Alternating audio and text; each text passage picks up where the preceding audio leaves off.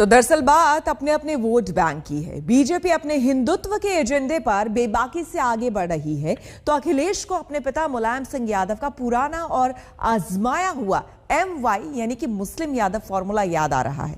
लेकिन अखिलेश की मुश्किल अब यह है कि मुस्लिम वोटों के वो अकेले दावेदार नहीं रह गए हैं।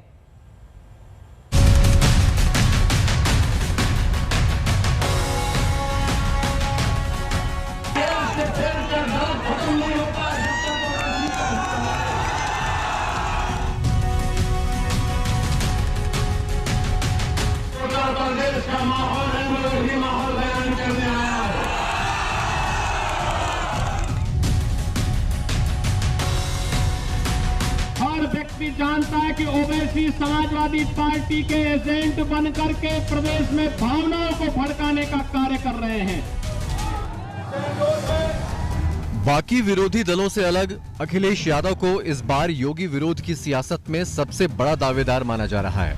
वो पूरे उत्तर प्रदेश में रैलियां कर रहे हैं, समाजवादी विजय रथ यात्रा निकाल रहे हैं, जनता को योगी सरकार की खामियां और नाकामियां गिना रहे हैं। लेकिन इतना सब करने के बाद भी जिन्ना के रास्ते बात हिंदू मुसलमान पर आ ही जाती है। आलोचना करने वालों को कुछ भी लगे, लेकिन अखिलेश जो कर रहे हैं उनके पास उसकी बड़ी और वाजिब वजह है।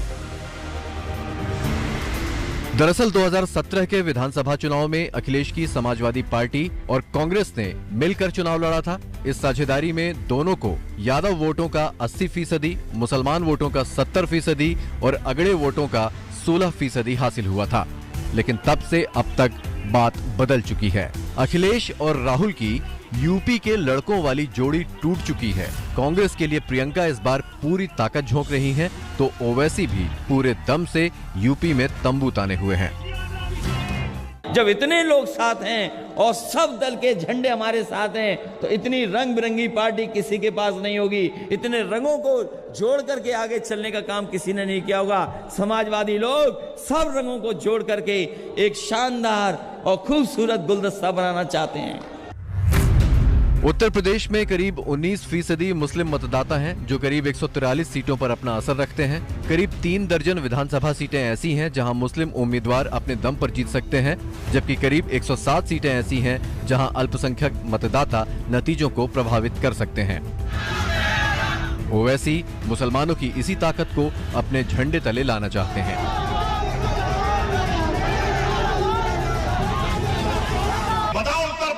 मुसलमानों, तुम 19% हो और उसके बावजूद भी ना तुम्हारी वोट की अहमियत, ना तुम्हारी जान की कीमत। से गुजारिश है कि मर्ज का इलाज हमारे पास है, ये मर्ज का इलाज हमारे पास है, और उस मर्ज का इलाज ना समाजवादी पार्टी के पास है, ना कांग्रेस के पास।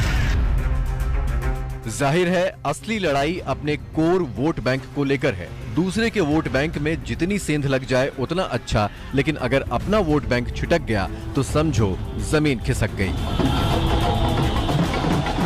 प्रदेश के मुख्यमंत्री योगी आदित्यनाथ ने कह दिया कि ओवैसी समाजवादी का एजेंट है।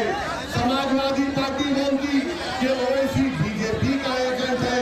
कांग्रेस बोलती कि ओवैसी फुलां का पीटी है।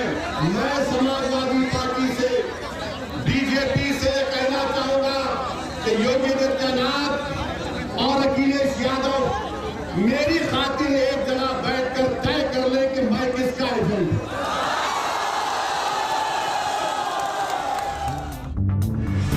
मुसलमान वोटों के लिए छिड़े इस संग्राम में बीजेपी के पास खोने को कुछ नहीं है। उल्टे हिंदुत्व के नाम पर उसे वोट बैंक बढ़ाने की उम्मीद दिख रही है, लिहाजा बीजेपी दिग्गज पूरी ताकत से चोट मार रहे हैं। वृंदावन बिहारी लाल की। यहाँ पर मैं चेतावनी दूंगा उस व्यक्ति को जो यहाँ पर सिटीजनशिप अमेंडमेंट एक्ट के नाम पर फिर से भावनाओं को भड़काने का कार्य कर रहा है। और भाइयों बहनों, मैं इस अवसर पर चाचा जान और अब्बा जान के नैया से कहूंगा कि वे सावधान होकर के सुन लें। अगर प्रदेश की भावनाओं को भड़का करके माहौल खराब करोगे तो फिर शक्ति के साथ सरकार निपटना भी जानती है। बीजेपी के लिए एक बड़ा फायदा ये भी है कि ओवैसी की बढ़ती ताकत सबसे बड़ा नुकसान अखिलेश को ही पहुंचाएगी, जिसका सीधे तौर पर फायदा बीजेपी को ही मिलेगा। आज तक ब्यूरो।